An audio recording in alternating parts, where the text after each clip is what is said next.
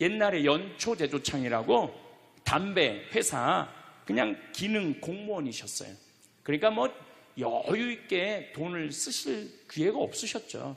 근데 어렸을 때도 돈이 없어서 불편하다, 돈이 있었으면 좋겠다, 그런 말씀 하신 적이 없어요. 그냥 월급 봉투 딱 어머니한테 던지면은 뭐 집이 어떻게 됐든 아무 상관하지 않으시고 당신 산에 다니시고 정말로 신선같이 사셨어요. 근데 아버님이 올 초에 2달 고생하시고 돌아가셨어요. 40년 동안 병원 한 번 안 가시다가 2달 전에 쓰러지셔서 병원에 모셨죠. 병원에 모셨는데 내가 우리 형제들한테 그랬어요. 우리 아버지 평생 자식만을 위해서 살았다, 가족만을 위해서 살았다, 오로지 정말로 사랑하는 가족을 위해서 투신하신 분이다. 우리 아버지 병간호 간병인한테 맡기지 말자. 우리가 사형제니까 우리가 모시자. 그래서 누나가 제일 위니까 누나가 이틀, 큰형 이틀, 둘째 형 이틀. 난 이제 장가 안 갔으니까 나는 하루. 그래서 우리 뭐 형제들은 전부 다 결혼하고 손자들이 전부 다 아들딸 이러니까 아이들이 다 돌아가면서 아버지 병간호를 했어요. 그야말로 자식들 품에서 돌아가셨죠. 자식들 품에서 돌아가셨어요. 근데 아버님이 이렇게 4월 10일 날 월요일 날 쓰러지셨는데 의사들이 심폐소생술 하겠느냐고 그랬을 때 우린 싫다고 그랬어요. 왜 마지막으로 돌아가시는 아버지 갈비뼈를 다 부러뜨려? 그 정도 쓰러졌으면은 87세에 그 정도 병이시면은 이제 돌아가실 때예요. 근데 많은 경우 돌아가실 때 심폐소생술 하게 돼 있어요. 근데 우리는 원하지 않았어요. 4자식 다. 그리고 아버님이 이 골수염이라는 이 병을 앓으셨는데 좀 많이 아프신 병이에요, 마지막에. 그래서 내가 아버지 원도 한도 없이 마약 놔드렸어요. 모르핀. 왜 죽기 전에 아프면서 죽어야 돼? 마약. 그래서 조금만 아픈 기미만 보이면은 간호사한테 가갖고 마약 놔달라고, 모르핀 놔달라고. 여러분들, 죽기 전에 하느님이 인간한테 준 최고의 선물이 뭔지 아세요? 마약이에요. 마약. 그래서 호스피스 병동에서 아플 때 진통제 놔드리는 거, 마지막 효도는 마약 많이 놔드리는 거예요. 그래서 우리 아버지 돌아가시기 전에 원도 한도 없이 마약하고 가셨어요. 원도 한도 없이. 네. 그 조금의 고통을 덜어주는 게 내가 보기에는 효도라는 생각이 들더라고요. 아버지 이렇게 쓰러졌을 때 생명 유지장치 하겠느냐고 의사들이 얘기를 하더라고요. 우리는 아무도 원하지 않았어요. 그냥 아버님 편안하게 보내드리고 싶다고. 왜? 우리 아버지는 참 행복하게 사셨어요. 자식들이 아버지를 너무너무 좋아하고 사랑하고. 그래서 뭐 효도를 뭐 원도 한도 없이 해드렸냐, 이럴 건 자신 있게 말씀 못 드리죠. 하지만 그래도 자식들이, 아버지, 손자, 손녀들이 할아버지 너무너무 사랑했기 때문에 편안하게 보내드릴 수 있었어요. 제가 작년에 왠지 우리 아버님한테 용돈을 많이 드리고 싶더라고요. 평생 돈 한번 넉넉하게 써보시지 못한 아버지한테 용돈 많이 드려야 되겠다. 그래서 제가 작년에는 이제 외부 강의, 한 달에 한 번 하면 한 번, 2번 하면 2번. 아버지가 무슨 돈을 이렇게 많이 주느냐고, 신부님. 아버지 원도 한도 없이 마음껏 써보시라고.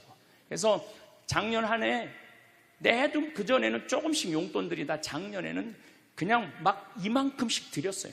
아버지 원도 한도 없이 쓰시라고. 마음 안에 이런 마음이 있었어요. 한번 평생 마음껏 돈 한번 써보시지 못한 아버지 마음껏 돈 쓰시라고. 그랬다 뭐 1억을 드리거나 2억을 드린 게 아니야. 100만 원, 200만 원, 한 달에 300만 원 용돈 드린 거죠. 그러니까 아버님이 노인정에 그 노인 어르신들 밥 다 사고, 또 우리 자녀들이 그 23명인데 아버지한테 식사하러 가면은 아버지가 밥값을 다 냈대. 우리 누나가 항상 하는 얘기가 아버지 지갑에 항상 100만 원 있었대요. 그래서 얼마나 기분이 좋아. 아버지 돌아가셨을 때 노인정에서 그랬대요. 물주 세상 떠나서 어떻게 하느냐고 그랬대. 물주 세상 떠나서 어떻게 했느냐고. 아버님이 1년 동안 원도 한도 없이 즐겁게 사시다가 세상 떠난 거예요. 저는 효도도 나중에 한다는 건 다 거짓말이야. 효도하려면 언제 해야 돼? 지금 해야 돼, 지금. 부모님한테 돌아가시고 난 다음에 땅을 치고 통곡하는 거 다 소용없어요. 그냥 내가 지금 할 수 있을 때 최선을 다해서 효도하는 게 그게 효도라는 생각이 들더라고요. 오늘도 황창현 신부님의 말씀을 통해 행복한 노후를 위한 해안을 얻어가시길 바랍니다. 황창현 신부님의 행복 특강 바로 시작하겠습니다. 지금은 4차 산업혁명 시대에 들어서고 있다고 그래요. 도대체 4차 산업이 뭐냐? 1차 산업은 증기기관의 발명 이후부터 1차 산업이에요. 1800년서부터 한 1900년대까지 이 와트라는 사람이 증기를 가지고 힘을 쓰면서부터 증기기관차, 증기기선, 배, 그 다음에 옷 짜는 것도 증기방적기 뭐 이래갖고 영국에서 시작된 산업혁명을 1차 산업이라고 그래요. 그리고 2차 산업은 에디슨이 1905년에 발견한 전기. 이 전기, 이게 1905년에 에디슨이 발명한 거예요. 그래서 이 전기로부터 시작되는 것을 2차 산업이라고 그래요. 지금 우리는 이 전기의 혜택을 다 받고 살죠. 여러분들 전기 다리미, 그 다음에 세탁기, 냉장고, 텔레비전, 전기 아닌 게 하나도 없어요. 여기 계신 분들은 2차 산업의 혜택을 받고 사시는 분들이죠. 그런데 3차 산업은 컴퓨터, 인터넷, 특별히 스티브 잡스가 시작한 스마트폰, 이게 완전히 세상을 완전히 바꿔놓은 것 3차 산업이에요. 그러니까 여러분들은 1차 산업 때는 안 태어났지만은 2차 산업, 3차 산업은 누리고 사시는 분들이에요. 그런데 지금은 무슨 시대로 들어서느냐 하면 4차 산업 시대로 들어서고 있어요. 4차 산업이라는 건 뭐냐면은 인공지능, 로봇, DNA 조작, 이런 완전히 새로운 세상이 펼쳐지고 있죠. 지금 1940년도에 태어나신 분들, 1940년대 40년에서 49년 사이에 태어나신 분들 손 들어보세요. 이분들이 제일 복잡한 세상 속에서 살아가는 거예요. 이게 너무 세상이 변하는 걸 다 누리고 살아가는 분들이 지금 1940년서부터 50년, 1950년, 60년에 태어난 분들이 2차 산업, 3차 산업, 심지어 4차 산업 시대까지 살고 있는 거예요. 1941년에 이제 내일 모레겠네요. 12월 8일 날 일본이 진주만을 습격을 해요. 그거를 여러분들은 무슨 전쟁으로 들었느냐면 대동아 전쟁으로 들었어요. 그거는 일본 입장이고 일본이 대동아 전쟁이지 우리는 아무 상관없어요. 근데 우리는 대동아 전쟁에 내가 그때 고생했다고 그러는데 그건 일본의 속국의 입장이야. 그러니까 그 대동아 전쟁이라는 말 우리 쓰지 말아야 돼. 태평양 전쟁이겠지. 미국하고 일본하고 한 전쟁. 그 태평양 전쟁 속에서 태어나갖고 고생이란 고생한 다음 분들이 지금 70대예요. 그 전쟁 끝나고 좀 나은 줄 알았더니 6.25가 또 터졌네. 그래갖고 또 피난 가고 또 일사후퇴 겪으면서 고통 겪고 전쟁 끝나고 난 다음에는 우리나라가 아프리카에 있는 웬만한 나라들보다 못 살았어요. 아프리카에 있는 웬만한 나라보다 못 살았어. 전쟁 끝나고 난 다음에 정말로 허리띠 졸라 매가면서 잘 살아보자고 우리도 한번 잘 살아보자고. 그래갖고 너무 가난한 나라에서 올해 우리가 3만 달러를 넘었을 거라고 그래요. 3만 달러를 넘었으면은 드디어 선진국에 들어서는 거예요. 가장 가난한 나라에서 선진국까지 변화를 여러분들은 경험하고 계신 거예요. 그러니까 여러분들은 너무나 혼란스러운 세상 속에서 이날 이때까지 헤쳐나오고 계신 거예요. 근데 문제는 이제 2020년부터 펼쳐질 4차 산업 시대, 이것까지 살아야 되니까 얼마나 복잡해. 이것까지 살아야 되니까. 그냥 중간에 살다가 죽으면은 이 꼴 저 꼴 안 보고 그냥 좋은데, 아니 안 죽으면서 지금 70대 후반 되신 분들 앞으로 보통 20년 정도 더 사실 거예요. 70년대 후반 되신 분들. 근데 60대 되신 분들은 120살까지 거의 살 거예요. 지금 60대 되신 분들은. 그리고 재수 없는 60대들은 200살까지 살 거예요. 200살까지. 재수 없는 60대들은. 그 이야기를 제가 오늘 하려고 그러는 거예요. 자, 제가 한 10년 전에 평화방송에 이런 강의를 했었어요. 아마 또 평화방송에서 계속 틀어주니까 그 내용이 나올 거예요. 10년 전에 한 얘기예요. 앞으로 2020년이 되기 시작하면은 인간은 세 종류로 나눠질 것이다. DNA 조작 인간. 이제 DNA를 조작할 수가 있어요. 우리가 눈을 밝게 할 수도 있고, 귀를 잘 들리게 할 수도 있고, 근육이 완전히 이 아놀드 슈왈거네처럼 근육이 막 이렇게 튀어나오게 할 수도 있어요. 운동 안 해도 DNA 조작 인간. 옛날에는 DNA를 한번 내가 DNA가 어떤지 검사하려고 그러면은 2억 내지 3억이 들었어. 그런데 지금은 내 DNA를 검사하는데 얼마면 검사할 수 있냐면 5만 원이면 검사할 수 있어요. 5만 원이면. 세상이 엄청 변한 거예요.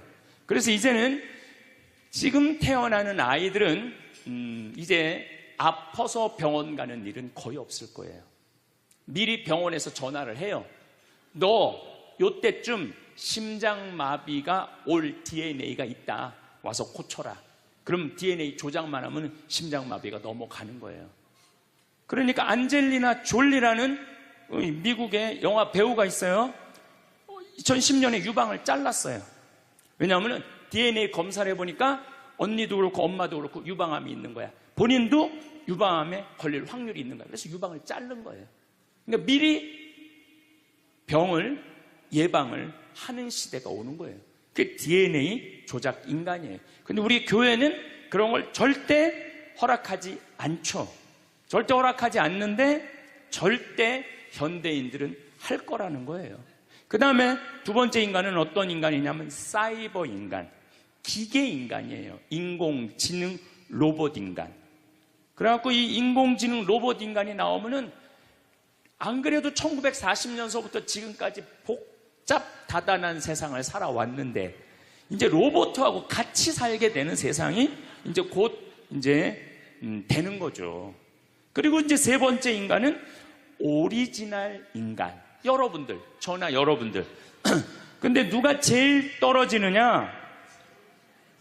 오리지널 인간이 제일 떨어질 거예요. 그래서 앞으로는 이제 어떤 세상이 제일 걱정되는 게 뭐냐면은 로봇가 공장에서 일하는 거예요. 로봇가 공장에서 일을 하게 되면은 많은 노동자들은 일자리를 잃어버려요. 현재 몇 명 정도 일자리를 잃어버릴 걸로 예상을 하느냐면 8억 명 정도가 일자리를 잃어버린대. 8억 명. 그러니까 노동자의 4명 중에 1명은 일자리를 잃어버리는 거예요. 이거 보통 심각한 문제가 아니에요. 그래서 이제 웬만한 사람들은 공장에서 일할 수가 없어. 누가 다 일을 해? 로봇가 다 하니까. 그리고 요즘 조그만 회사 사장들 말을 들어보면은 요즘 뭐 노동자들 옛날에는 죽으라고 일했는데 아침에 잠깐 나가서 커피 마신다고 와서 커피 한 잔 마시고, 또 잠깐 나가서 좀 일하는 척하고 들어와서 밥 먹는다고 그러고, 또 조금 나가서 그러니까 돈 주고 일을 시킬 수가 없다는 거예요. 그러니까 만약에 로봇가 일을 하면은 사람을 시키겠느냐, 로봇을 시키겠느냐? 당연히 로봇을 시키는 거죠. 그러니까 점점 사람이 일자리를 빼앗길 것이라는 거예요. 로봇을 쓰는 사장들은 돈을 어마어마하게 벌고, 그런 자본이라든지 그런 능력이 없는 사람들은 무지무지하게 가난하게 사는 거예요. 이제 앞으로 여러분들이 5년 후, 10년 후에 볼 세상이 그렇다는 거예요. 그래서 요즘 세계적으로는 어떤 정치적인 시도를 하느냐 하면은, 그럼 일자리 없는 사람들은 먹고 살아야 될 거 아니야, 사람인데. 그래서 로봇한테 세금을 매기는 거예요. 그래갖고 로봇가 만약에 일을 하면은 저 로봇한테 100만 원 세금을 매기는 거야, 그 로봇한테. 그래갖고 그 100만 원을 누구한테 줘? 일 못하는 사람한테 주는 거예요. 그게 기초생활 수급이라는 거예요. 기초생활 수급. 그러니까 기초생활 수급을 이제는 10만 명, 100만 명이 받는 게 아니라 8억 명, 10억 명이 받는 세상.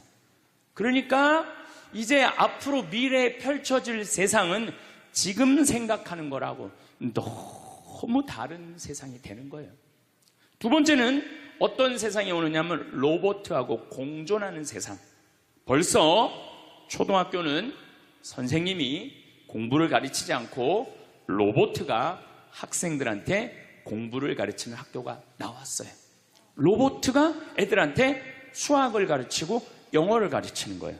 발음도 훨씬 좋고, 그리고 이 로봇의 장점은 뭐냐면은 차별하지 않아. 로봇은 얘가 부잣집 아들이든지 얘가 공부를 못하든지 잘하든지 차별하지 않는 거예요. 그리고 웬만한 선생님보다 훨씬 잘 가르친다는 거예요. 그러니까 이제는 로봇가 교사가 되는 그런 시대가 온 거예요. 또 이제는 앞으로는 무슨 세상이 될 거냐면, 어린아이들 돌보는 보모가 누가 돌보느냐면 로봇가 돌보는 거예요. 나 동화책 읽어줘. 그럼 엄마는 나 바빠, 짜증나, 아이 너 잠이나 자, 이런데 보모 로봇은 나 동화책 읽어주면 아주 부드러운 소리로 짜증 한 번 안 부리고. 그러니까 애가 엄마를 좋아하는 것보다는 누구를 더 좋아해? 로봇 보모를 더 좋아하는 거야. 나 엄마 필요 없다고. 이거 정말 우스갯소리가 아니라요, 진짜 벌어질 일이에요. 또 이제 로봇은 아내가 중풍이 걸렸어. 그래서 움직이질 못해. 그럼 누가 병간호를, 운동을 도와주느냐 하면 로봇가 도와줘요. 근데 이 로봇은 완전히, 제가 지난번 강의 때도 얘기했지만은 이제 섹스 로봇가 나온다고 그랬죠. 록시라고. 5가지를 고를 수 있다고 그래요. 피부색, 키, 성격, 이런 걸 고를 수가 있대. 그러니까 까칠한 여자, 부드러운 여자. 내가 까칠한 여자 좋아하면 성격 까칠한 로봇을 고르면 되는 거야.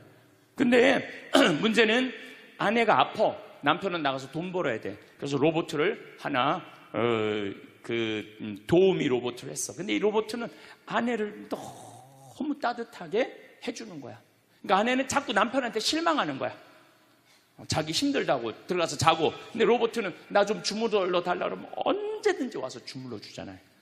그러니까 남편한테 당신 나 필요 없다고, 나 이혼하고 싶다고.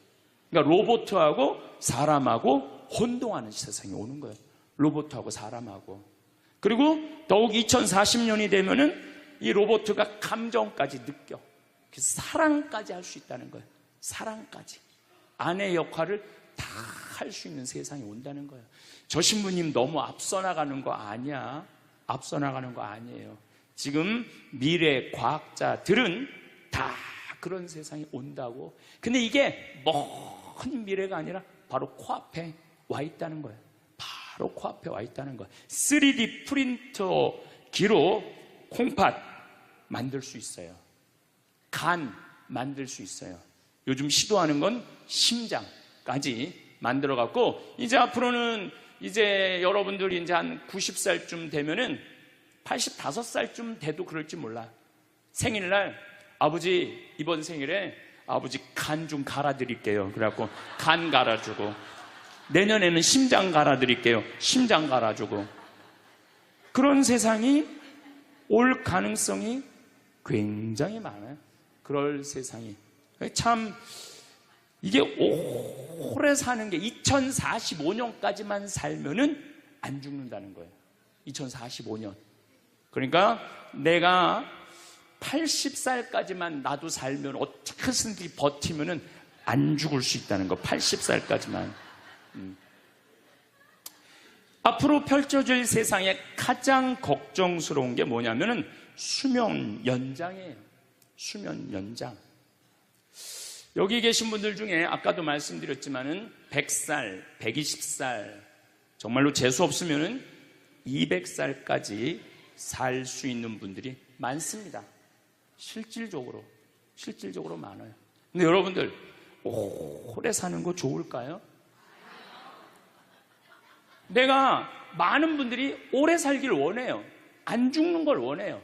근데 내가 만약에 앞으로 뭐 길게 안 보고 딱 120살까지 산다고 보면 내가 앞으로 67년 정도 더 살면은 120살 되거든요. 67년. 근데 내가 앞으로 67년 동안 사는 동안 불면증이 있어. 매일 밤마다 잠이 안 와. 67년 동안. 그 여러분들 좋을 것 같아요?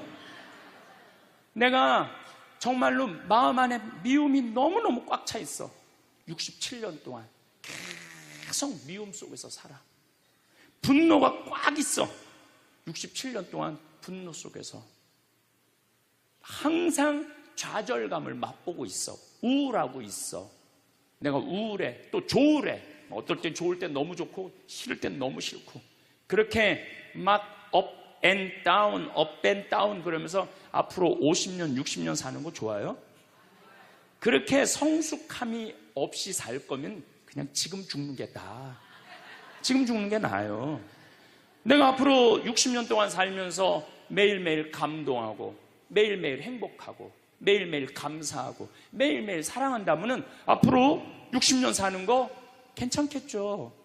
그런데 60년 내내 잠도 못 자고, 미움 속에서, 자식들 원망 속에서, 외로움 속에서, 배신 속에서, 불행 속에서 오래 사는 거 좋아요? 적당한 나이에 죽는 거 내가 보기엔 그 축복이에요. 그래서 여러분들은 이제 나는 이 복잡한 세상 속에서 사는 것도 중요하지만 어떻게 죽을 거냐, 이 시나리오를 잘 준비해야 돼요. 난 어떻게 죽을 거냐. 나는 생일날 애가 심장 갈아준다면 나 그거 필요 없다. 내 생일 선물로 그 심장 필요 없다. 그냥 나는 하느님이 주신 생명, 그 수명 그대로 살다가 그냥 행복하게 떠날 거다. 그런 마음이 중요해요. 근데 우리가 성숙하지 못하면은 그냥 무조건 안 죽으려고만 용을 쓰는 거예요. 또 하늘나라에 대한 희망이 없는 사람들이 안 죽으려고 그러는 거예요. 아니 지금 있는 것보다 하늘나라 올라가면 훨씬 행복하면은 안 죽을 이유가 뭐 있어? 죽으면 되지. 그냥 사는 날까지 즐겁게 살다가 죽는 날 즐겁게 죽으면 되는 거예요. 이 훈련이 꼭 필요해요. 여러분들 이게 뭐 요즘 알고리즘 그러는데 그건 다 제쳐두고 내가 인생의 설계가 필요해. 나는 몇 살까지 살다가 더 이상 치료받지 않고 암이 걸리면은 안 갈고, 그냥 안 갈고, 간 안 갈고, 신장 안 갈고, 췌장 안 갈고 그냥 하느님 품으로 간다는 생각이 아주 중요하다는 거예요. 제가 보기에는 한 87세까지 살다가 죽는 게 제일 좋은 것 같아. 87세. 아주 딱 좋은 나이가 87세예요. 죽기 딱 좋은 나이가 87세 같아. 그거 넘었으면은 정말 안 보이고 안 들리고 불편해요. 그래서 87세까지 건강하게 살다가 행복하게 떠나는 그런 마음가짐이 제 생각에 참 중요한 것 같아요. 사실 지난 2017년 4월 10일 날 우리 아버지께서 세상을 떠나셨어요. 올해 떠나신 거죠. 올해 떠나셨는데 우리 아버지는 평생 쌍시옷 소리를 한 번도 하신 적이 없어요. 예. 아버지 입에서 욕을 들어봤던 적이 없어요. 쌍시옷 소리를 한 번도 들어본 적이 없어요. 내 자식을 키울 때 매질 한 번 하시지 않으셨어요. 그리고 우리 아버지는 참 남 욕을 하신 적이 없어요. 보통 누구 욕도 하고 정치인 욕도 하고 세상도 욕하는데 한 번도 욕하신 적이 없어요. 어쨌거나 아버님은 쓰러지신 날 당신 스스로 걸어서 화장실 가셔서 아침까지, 그리고 오후 1시에 쓰러지셨어요. 그래갖고 밤 10시 41분에 돌아가셨어요. 근데 제가 아버지한테 그랬어요. 아버지, 돌아가시려면은 오늘 돌아가셔야 된다고. 왜냐하면 그날이 성월요일이었거든요. 성화요일 날 돌아가시면은 장례미사를 못해요. 왜냐하면 성목요일 날은 장례미사를 못하게 돼 있어요. 성금요일, 토요일 다 장례미사 못해요. 그리고 예수부활 대축일 장례미사 못해요. 그리고 그 다음 월요일 날 장례를 해야 되는 거야.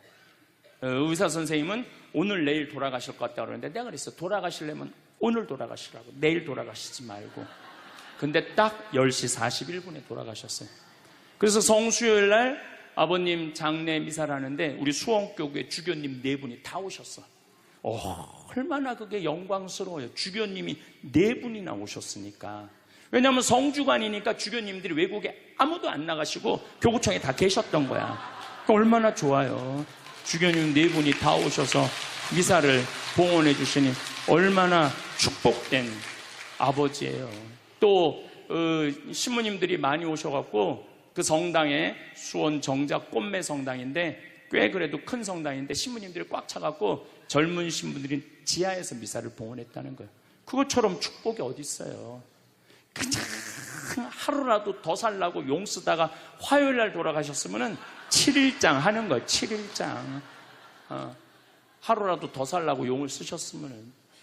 근데 우리 아버지는 정말로 살아있을 때도 나한테 행복을 주시는데 떠나실 때도 행복하게 떠나시더라고요.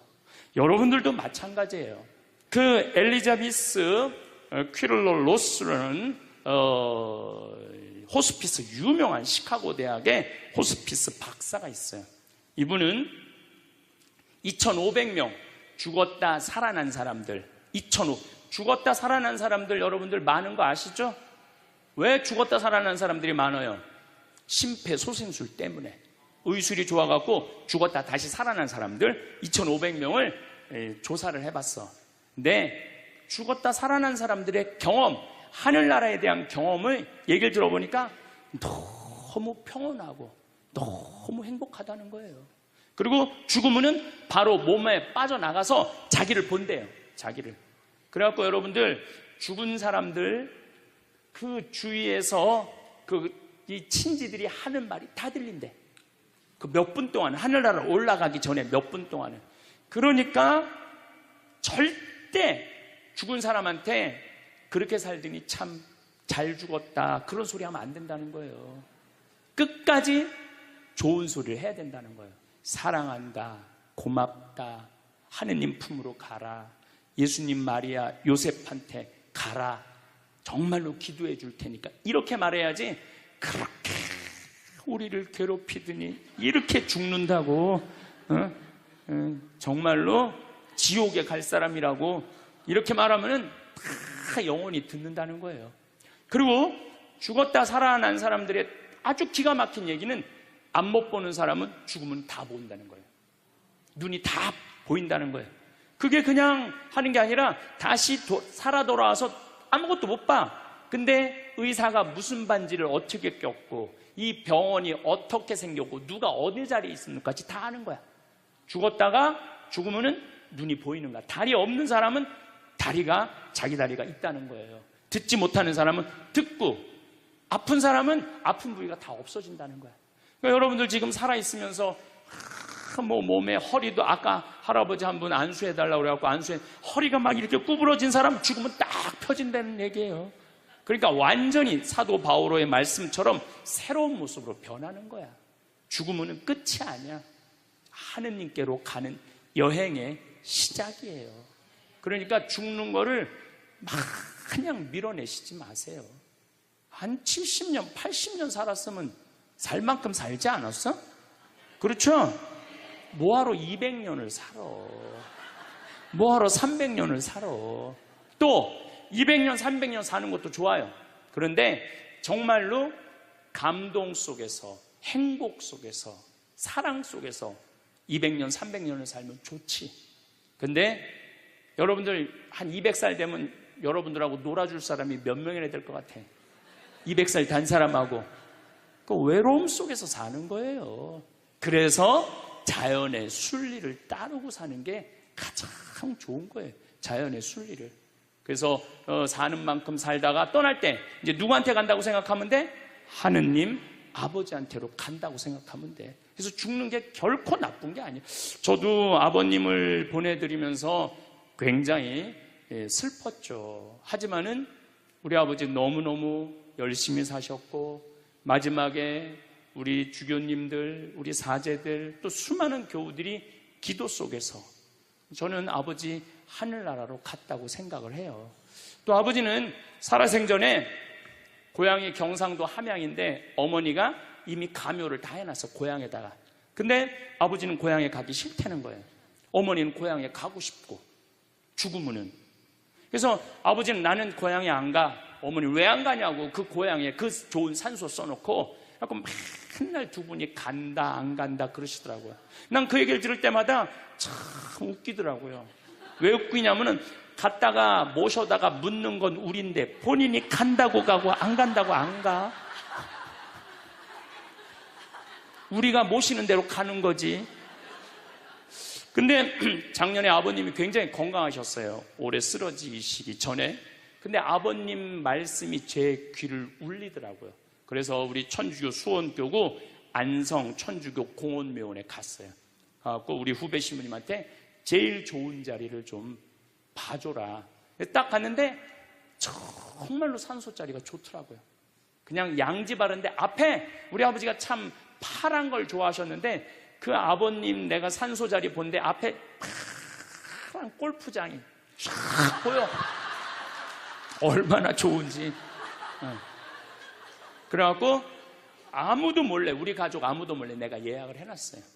그리고 아버님 돌아가셨을 때 안성 천주교 공원묘 모셨죠. 아버님이 왜 고향에 가기 싫어하셨느냐면은 우리 큰할아버지, 둘째 할아버지가, 셋째 할아버지까지 있었는데 큰할아버지가 딸만 6을 낳았어요. 둘째 할아버지는 아들을 3을 낳았는데 둘째 할아버지, 첫째 아들이 우리 아버지야. 근데 1930년, 우리 아버지가 30년생이시니까 87세니까 그때는요, 장손집에 아들이 없으면 8살 이전에 큰아버지 집에 가서 양자로 자라야 돼. 아버지는 그랬던 거예요. 그래서 친어머니 아버지 밑에서 못 자라셨어. 그래 고향이 싫은 거야. 그래서 난 고향에 안 간다고. 근데 제 생각에는 그 아버님의 마음을 헤아려 주는 게 난 예의라는 생각이 들더라고요. 그래서 아버님 원하는 대로 안성에 모셨는데 얼마나 좋은지 몰라요. 어제도 갔다 왔어요. 그냥 오며 가며 가는 길에, 강의 가는 길에 한번 가서 뵙고, 우리 아버님 마지막까지 담배를 피셨어요. 그것 때문에 돌아가신 거지만은, 그래갖고 어제도 담배 한 대 탁 물려드렸어요. 피시라고. 갈 때마다 담배를 한 대씩 물려드리세요. 무슨 얘기냐면 부모하고 자식은 살아서도 좋고 죽어서도 좋아야 돼. 그런데 부모님이 10년 동안 똥오줌 싸고 치매 걸려갖고 지겨워. 부모님 찾아오지도 않았어. 그래갖고 부모님이 돌아가셨어. 그럼 자식이 땅을 치고 불효한 것에 대해서 울면서 통곡해. 그리고 돌아가셨는데도 부모님 먼 데다 모셔놔갖고 1년에 한 번, 2년에 한 번 가고, 살아서도 안 좋고 죽어서도 안 좋은 거예요. 그러니까 여러분들은 살아서도 좋고 죽어서도 좋은 부모 자식 관계를 유지하려면 죽음에 대해서 생각을 많이 하셔야 돼. 죽음에 대해서. 근데 이제 아버님 돌아가셨는데 딱 화요일 하루 장례를 했는데 조문객들이 얼마나 많이 왔는지 밥을 7번을 했대요. 보통 장례 밥 1번 한대. 근데 밥을 7번 했대. 우리 형님 둘도 나만 활동을 많이 하는 게 아니라 형님 둘도 어마어마하게 친구가 많더라고 보니까. 우리 누님도 그렇고. 그러니까 그냥 1000명 이상이 조문객이 왔으니까 조의금도 굉장히 많이 들어왔다는 얘기죠. 조의금도. 근데 내가 그 조의금을 싹 모아서 평창으로 갖고 왔어요. 우리 형제들은 조의금을 구경도 못했어요. 제가 왜 그걸 싹 모아서 갖고 왔느냐 하면은 내가 본당 신부 때 장례 식장에 교우들 초상남은 가면은 상주가 안 나와. 왜 안 나오냐 그랬더니 저기 지금 방에 들어가고 조의금 갖고 싸운다는 거야. 네가 더 가질 거냐 내가 더 가질 거냐. 여러분들, 저는 우리 지금 대한민국이 이 변화, 제가 변화의 도전이라는 주제로 강의를 하지만 이 변화되는 세상에 생각을 바꿔야 돼요. 이제 지금 기업의 0.3%가 우리나라 총이익의 50%를 갖고 있대요. 그러면 그 0.3% 되는 대기업가들이 다 가난한 사람을 위해서, 나라를 위해서 세금을 내놔야 돼요. 이 시대는 이제 로봇가 자리 다 뺏어가고 사이버 인간이 다 뺏어가고 우리는 어떻게 살아, 인간은. 그래서 이 정치가 중요한 거예요, 21세기는. 그래서 그런 사람들 다 뺏어서 직장 생활 못하는 사람들한테 기초생활급 줘야 돼. 또 직장 생활 안 하는 사람들은 사람이 일을 안 하면요 행복하지 않은 거예요. 일을 안 하면. 여기 계신 분들 혹시 불면증 걸리신 분들 있죠? 제가 불면증 치료법 알려드릴게요. 어떻게 하면 잠을 잘 오느냐면 아침 6시에 일어나. 그래갖고 아침 기도해. 아침 기도, 부모를 위한 기도, 나라를 위한 기도, 자녀를 위한 기도 다 해. 그리고 정성스럽게 이불 개고 세수, 머리도 다 드라이기 쓰지 말고 수건으로 다 말려 머리도. 그리고 밥 정성스럽고 해 먹고, 목욕탕도 가갖고 묵지기도 5단 있는 힘 땀 다 빼고, 그리고 발차기도 하고 목욕탕 안에서 제일 좋은 거라는 거예요. 그리고 산책하고 미사 참여하고 성서 쓰고 정성스럽게 행동을 하세요. 설거지도 정성스럽게 하고. 그러면은 저녁 8시만 되면 기절해서 자요.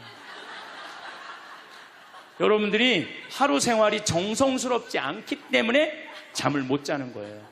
기절해서 자요.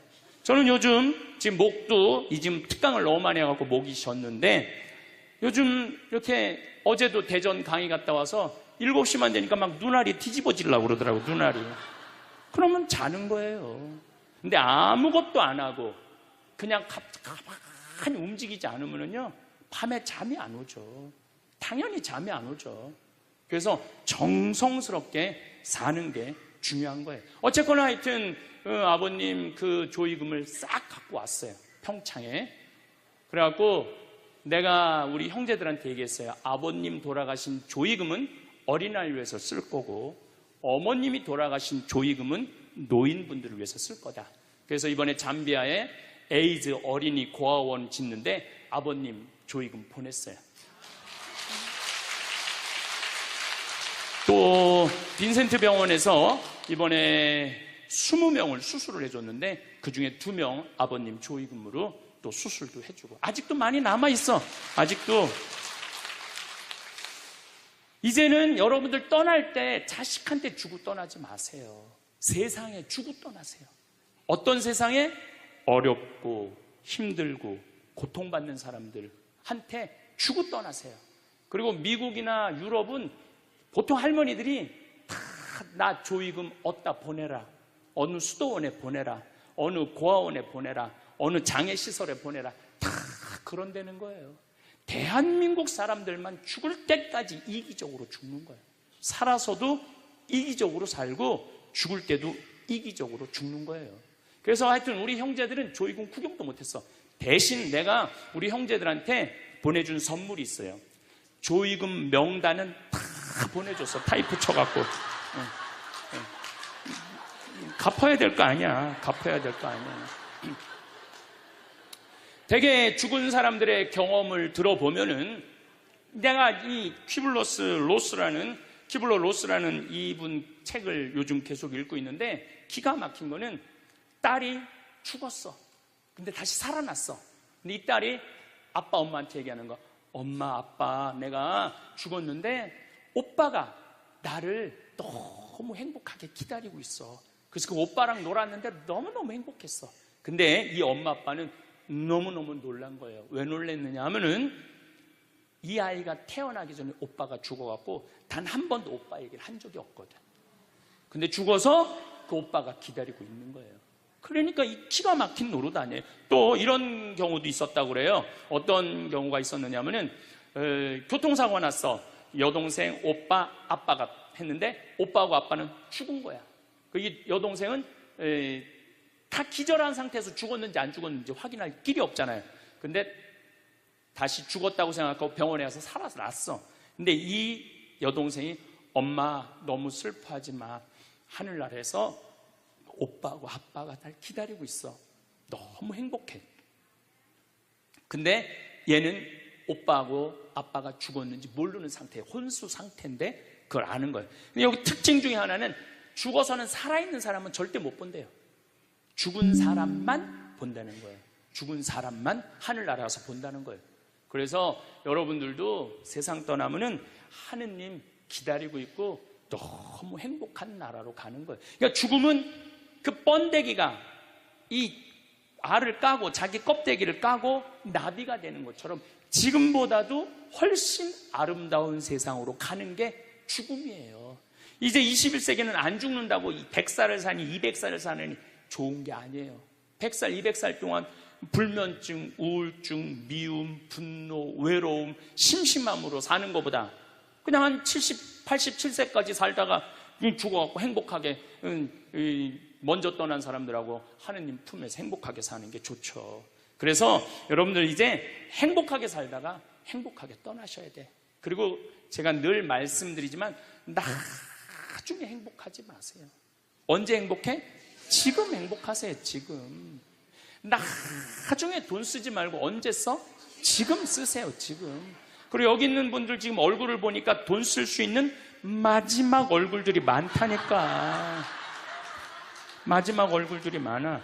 그리고 우리나라는 이제 드디어 3만 달러를 넘어서요. 선진국 대열에 들어서요.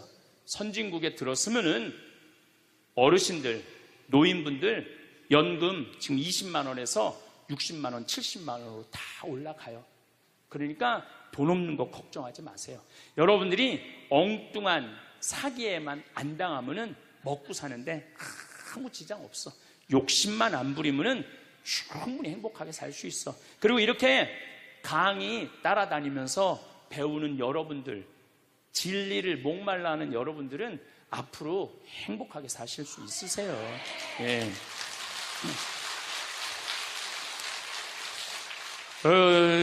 인생의 주인공은 나야. 내 자식이 아니고 내 남편이 아니고 내 아내가 아니야. 내 행복은 누가 책임지느냐 하면 내가 책임지는 거야. 내가 지금 불행한 거는 남편 탓도 아니고 자식 탓도 아니고 누구 탓이야? 내 탓이야. 왜? 나를 위해서 쓰는 법을 배운 적이 없어. 나를 위해서. 버는 법은 배웠는데 쓰는 법을 배운 적이 없어. 본인들을 위해서 쓰세요. 자, 1960년대, 70년대는 열심히 살아야 돼. 너 정말로 아끼고 살아야 돼. 가난했을 때 얘기예요. 이제 3만 달러가 넘었을 때는 이제는 재밌게 살고 행복하게 살고 의미 있게 살고 나누고 살아야 돼. 언어가 이제는 바뀌어야 돼. 그래서 여러분들 정말로 이제는 의미 있고 재미있고 행복하게 생활하시길 바라겠습니다. 어떻게 늙어갈 것인가는 모든 늙은이들의 화두일 것입니다. 사람이 다르듯이 늙는 것도 다르기 때문이지요. 사람이 각기 살아온 역사가 다른 것처럼 It hurt good, more than I can say. But maybe love isn't holding on. Maybe it's knowing when to walk away.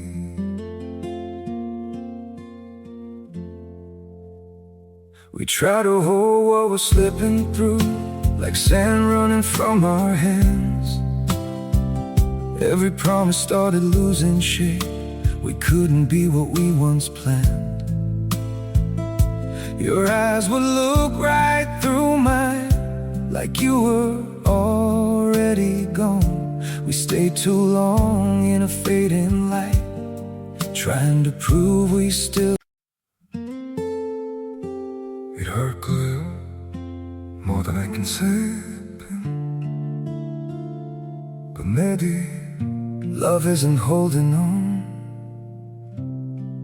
Maybe it's knowing when to walk away.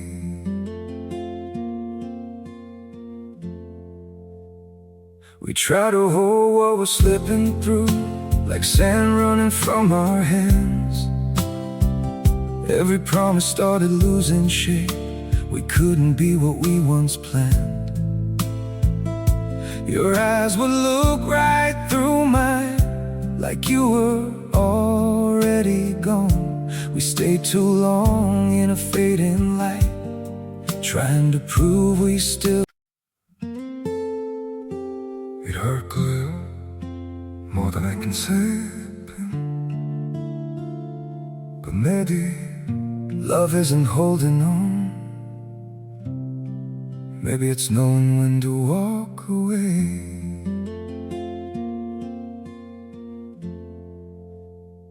We try to hold what we're slipping through, like sand running. 늙는 것도 각자 다를 수밖에 없습니다.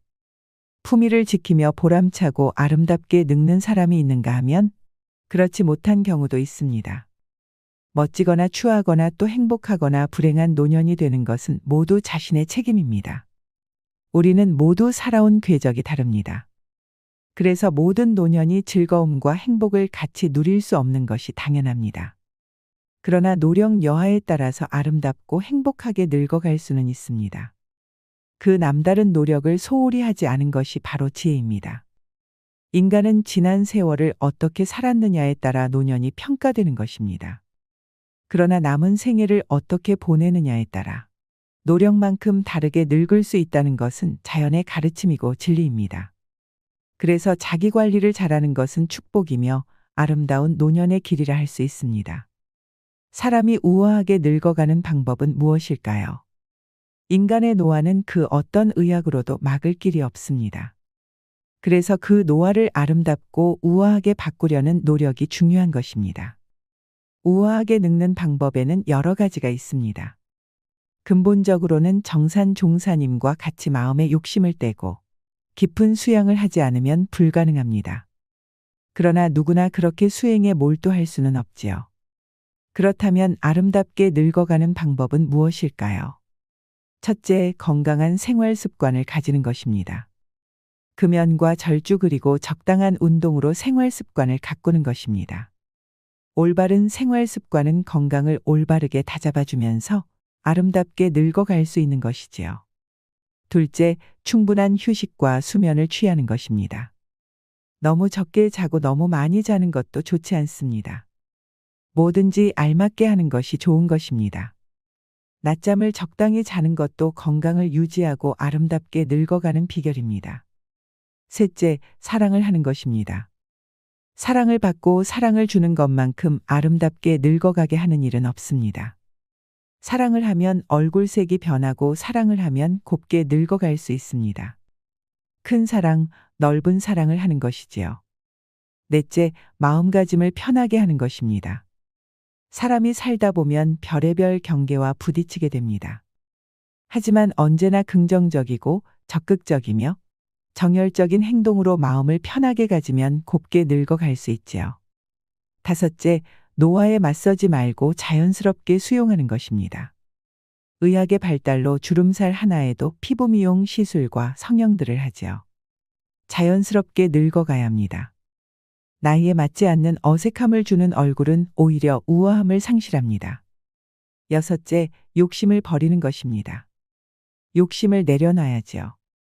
아무리 의욕 있고 하고 싶어도 나이 들면 욕심을 부리면 안 됩니다. 나이 들어 욕심을 부리면 아름답게 느껴지지 않고 추하게 보여 외면당합니다. 일곱째, 말을 줄이는 것입니다. 젊은 애들은 제잘제잘 말을 많이 하면 귀엽지요. 그런데 나이 들어 말을 많이 하면 다들 싫어합니다. 그래서 말을 줄여야 합니다. 특히 잔소리는 금물이고요. 8째, 회의나 모임에 부지런히 참석하는 것입니다. 불러만 줘도 기쁜 나이입니다. 대외 활동을 기피하면 정신과 육체가 모두 병들 수 있어요. 교당이나 교회, 동창회나 카페 모임, 옛 직장 동료 모임 등에 빠짐없이 참석하는 것입니다. 9째, 공덕을 쌓는 것입니다. 지금 쌓은 공덕이 내 생의 미천입니다. 내 생을 이 생보다 멋지게 살려면 생전에 아낌없이 베풀어야 합니다. 그래서 보시보다 더 큰 공덕이 없다고 하는 것이지요. 10째, 죽음을 준비하는 것입니다. 인간은 누구나 죽습니다. 그걸 거부하고 더 살겠다고 발버둥 치는 것을 노출하고 합니다. 불생불멸 의진리, 인과응보 의진리를 철저히 믿어야 합니다. 어떻습니까? 물론 이 외에도 멋지게 늙는 방법은 많이 있을 것입니다. 그래도 이 10가지라도 몸에 익히면 우리는 훨씬 우아하게 늙어갈 수 있습니다. 어여쁘게 물든 단풍은 봄꽃보다 아름답다고 합니다. 나이만 먹고 백발만 난다고 어른이 아닙니다. 남을 잘 용납하고 덕을 입히는 사람이 어른이지요. 아무튼 우아하게 늙는다는 것 정말 어려운 숙제입니다. 잘 늙어가는 것의 근본은 우리의 마음입니다. 마음의 본말을 알고 마음 닦는 법을 알며 마음 쓰는 법을 아는 것이 제일 가는 지혜인 것입니다. 우리 이 지혜를 터득해 이 세상에서 가장 좋은 얼굴로 멋지게 늙어가면 얼마나 좋을까요? 다음으로 모르면 손해보는 노후 준비 핵심 요소 5가지를 살펴봅시다. 첫 번째는 경제적 자립입니다. 노후 생활의 기본은 수입과 지출을 자신의 경제 수준 내에서 일정하게 관리하는 것이다. 현금 흐름의 안정적 유지로 이를 위해서는 3층 연금 체계를 갖춰야 한다. 1층은 누구나 가입하는 국민연금이다. 국민연금은 타 상품에 비해 장점이 많지만 소득 대체율이 낮다. 2층 퇴직연금은 근로자가 재직 중에는 확정급여형, 확정기여형, 개인형 퇴직연금 중 자신에게 알맞은 유형의 퇴직연금을 선택할 수 있고 퇴직 후에는 연금과 일시금 형태 중 선택하여 수령할 수 있다. 3층 사적연금은 개인별 차별화가 있고 노후자금 확보의 부동 자산의 유동화도 고려할 필요가 있다. 두 번째는 건강입니다. 건강을 잃으면 모든 것을 잃는다. 성공, 물질적 소유, 명예도 중요하지만 좋은 건강을 대체할 수 없다. 건강을 위해 균형 잡힌 식사, 규칙적 운동, 정기검진 등이 필요하다. 재취업을 위한 자격증 획득과 자신만의 경쟁력을 갖춰라. 세 번째는 취미와 할 일입니다. 노년에 할 일이 있다는 것은 축복이다. 노인을 위한 나라는 없다. 스스로 외롭지 않은 노후 준비를 해야 한다. 봉사와 문화생활로의 의미와 행복을 찾을 수 있다. 인간은 할 일을 후회하기보다 하지 않은 일을 더 후회한다. 네 번째는 재미를 찾아야 합니다. 소득 수준이 늘어가면서 즐기는 여가 문화도 변했다. 80년대 탁구, 당구에서 90년대는 볼링, 테니스, 2010년 이후는 골프와 캠핑이 대세다. 소득 5만 달러 시대가 되면 승마, 요트가 부상할 것이다. 인생은 즐기는 자의 몫이다. 호모 사피엔스에서 호모 루덴스로 바뀐다. 마지막 5번째는 네트워크를 형성해야 됩니다. 사회적 관계망은 나이가 들수록 감소하게 마련이다. 친구나 이웃 관계가 좋을수록 더 건강하고 행복하다. 인생의 소중한 3가지 금, 황금, 소금, 지금이다. 고령화, 챗GPT 시대에서 살아남기 위해서는 일을 놓지 않고 하고 있는 일을 사랑해야 된다. 그렇다면 즐거운 노후를 보내기 위해 의식해야 할 것 3가지는 무엇일까요? 첫째, 새로운 취미나 인간관계에 개방적이다. 새로운 취미에 도전하거나 인간관계를 받아들이거나 항상 오픈 마인드를 유의하는 것이다. 예컨대 새로운 취미를 하게 되면 그곳에서 새로운 인간관계가 생긴다. 레벨업 하고 싶다, 작품 전에 출품하고 싶다라고 하는 목표를 가지는 것도 좋고 동아리에 참가해 임원이나 담당을 맡는 것도 좋다. 즉 인간관계, 목표, 공헌이라는 즐거운 노후를 보내는 3가지 포인트가 중요하다. 둘째, 여유 있는 노후 계획을 세운다. 시간적으로 자금적으로 여유를 가지고 계획을 세우는 것도 포인트다. 시간이 없다, 돈이 없다 등 없다는 감각은 기분을 피폐하게 만든다. 무모한 계획을 세우고 스스로 자신을 몰아가 버리면 본전도 없다. 예컨대 목표를 세울 때는 누군가와 겨루거나 하는 것이 아니라 노후에는 어디까지나 자신의 시간을 즐긴다는 관점에서 설정해 보면 좋지 않을까? 셋째, 즐거운 노후를 위한 주거 선택의 포인트다. 즐거운 노후는 어떤 곳에 사느냐에 따라서 좌우될 수도 있다. 거주지를 찾을 때는 다음 포인트를 검토해 보는 것은 어떨까? 첫 번째, 최소 10평 미만의 집은 피해라. 최소 10평 미만의 집은 피해라입니다. 실제로 60대 이후에는 자녀들을 모두 출가시키고 부부 또는 혼자 사는 시니어들이 많습니다. 이때 무조건 작은 집으로 가야겠다는 생각에 10평 미만의 집을 선택하는 경우도 있는데 보통 정부에서 지원하는 실버 임대주택의 경우에도 전용 8평, 10평 정도가 많고 오피스텔의 경우에도 10평이 채 안 되는 곳이 많습니다. 하지만 나이가 들면 너무 좁은 집에는 살 수 없습니다. 여기서 좁은 집이라고 하는 것은 10평 미만을 이야기하는 것입니다. 10평이라는 것이 사람이 자기가 원하는 물건을 놓고 정신적 안정감을 추구하기에 최저 조건이며 흔히 말하는 복지적 공간이라고 합니다.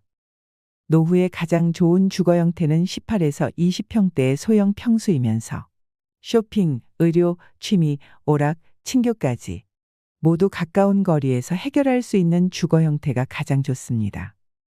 두 번째, 복지관 근처로 가라.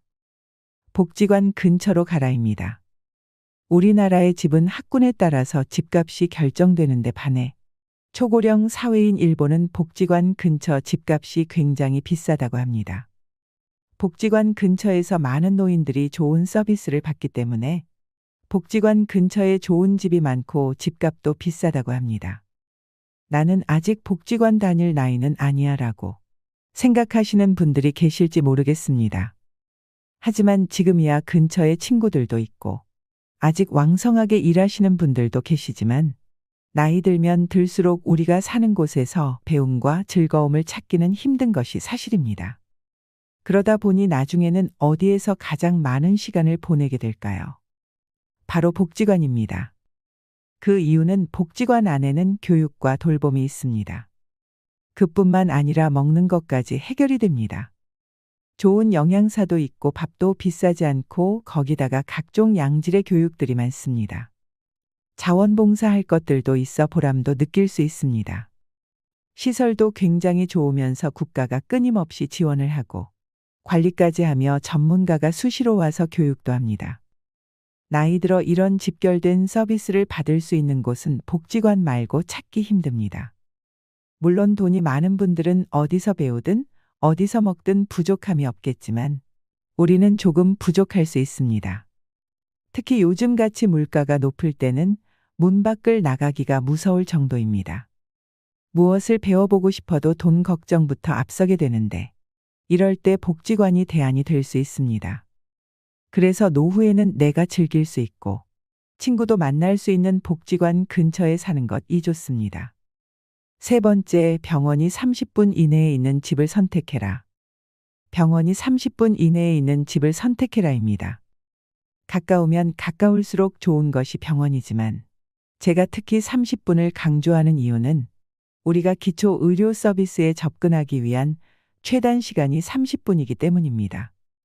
정말 위급한 상황을 제외하고는 30분 이내에 병원에 갈 수 있으면 됩니다. 요즘 의료시설이 잘 되어 있어 지방 몇몇 곳을 제외하면 보통은 30분 이내에 병원이 있습니다. 노후에 집을 선택할 때는 병원이 가장 우선순위가 되어야 합니다. 중년을 넘어가면서 건강에 대한 이슈가 굉장히 커지게 됩니다. 아무리 몸 관리를 잘한다고 해도 70이 넘어가면 병원을 자주 가게 됩니다. 가벼운 병은 가까운 곳에 가서 치료를 한다고 하지만 중병이나 장기질환들, 만성질환들이 계속 발생하게 되면 큰 병원을 많이 이용할 수밖에 없습니다. 그래서 질병에 대한 관리가 가능한 곳이 30분 이내에 갈 수 있는 것이 가장 좋습니다. 네 번째, 자녀와 살아야 한다면 가치보다는 근처를 선택해라. 자녀와 살아야 한다면 가치보다는 근처를 선택해라입니다. 우리는 자녀와 살고 싶지 않지만 어쩔 수 없이 함께 살아야 하는 상황이 올 수 있습니다. 많은 시니어분들이 사별을 경험할 때 이사를 생각하게 된다고 합니다. 사별을 경험하게 되면 내가 몇십 년을 살던 내 집이 갑자기 공허하고 무섭기 시작합니다. 또 한 가지는 집이 너무 관리하기에 크고 어렵습니다. 그래서 그때 집을 좁혀 가거나 아니며 자녀들이 가까이 있는 쪽으로 옮겨가시는 분들이 많이 계십니다. 이때 우리가 반드시 생각해야 할 것 있습니다. 부모와 자녀가 함께 살면 주거비나 식비의 부담이 줄어들고 외로움은 어느 정도 해소될 수 있으나 사위나 며느리와의 관계에서 오는 새로운 인간관계 스트레스가 생길 수 있다는 것입니다. 따라서 자녀와 함께 살아야 한다면 함께보다는 근처에서 사는 것이 가장 이상적입니다. 손주가 어렸을 때는 손주를 돌보는데 손을 보태거나 성장을 지켜보며 삶의 활력을 얻는 것도 좋습니다. 이렇게 자녀와는 적절한 거리를 유지하는 방법이 노후 생활에서 스트레스를 최대한 줄이면서 현명하게 지내는 방법입니다. 다섯 번째, 근처에 공원이나 산책로가 있는 집을 선택해라. 근처에 공원이나 산책로가 있는 집을 선택해라입니다. 우리 시니어분들이 스포츠나 산책 등에 참여하는 비율이 매년 증가하고 있습니다. 노년기에는 늘어난 시간적 여유를 이용하여 산책이나 가볍게 운동을 할 수 있는 공원 또는 산책로가 주변에 있는 주거 환경이 좋습니다. 노년기가 되면 활동성이 떨어지고 야외 활동을 적게 하게 됩니다. 하지만 나이가 들수록 적당한 야외 활동을 하여 신체 활력을 증진해야 합니다. 동네 주변의 산책은 신선한 공기 자연의 아름다움을 느낄 수 있어 심혈관 건강 증진뿐만 아니라 노인 우울증 예방에도 아주 좋습니다. 여섯 번째, 노후용 집은 따로 있다. 노후용 집은 따로 있다입니다. 우리가 집을 소유하고 있으며 재산세 관리비 같은 여러 가지 유지 비용이 발생됩니다. 신혼이나 2에서 30대에 산 집이라면 30년 이상이 지난 건물이 됩니다. 여기서 반드시 확인하셔야 할 부분이 있습니다. 바로 노후에 내가 이 집을 매매한다면 얼마나 받을 수 있는지 금액을 미리 파악해 두는 것입니다. 내가 거동이 불편해져 돌봄 시설이나 병원에 가야 할 때 그 비용을 집 한 돈으로 충당할 가능성이 크기 때문입니다. 내가 가지고 있는 금융자산이 적으면 자택 매매를 고려하지 않을 수 없게 됩니다. 나이 들어 갑자기 닥칠 수 있는 상황들을 대비하는 것입니다. 그리고 현재 사는 집이 너무 오래되었거나 나에게 너무 크고 관리하기 어렵다면 노후용 집으로 이사하는 것을 권하고 싶습니다. 노후가 되면 다리에 힘이 줄어들기 때문에 너무 크고 넓은 집은 집만 될 뿐입니다. 젊고 아이들과 있을 때는 크고 넓은 집이 좋지만 혼자 혹은 둘일 때는 청소도 힘들 뿐 아니라 잡동사니들이 쌓이기 때문에 작은 집이 좋습니다.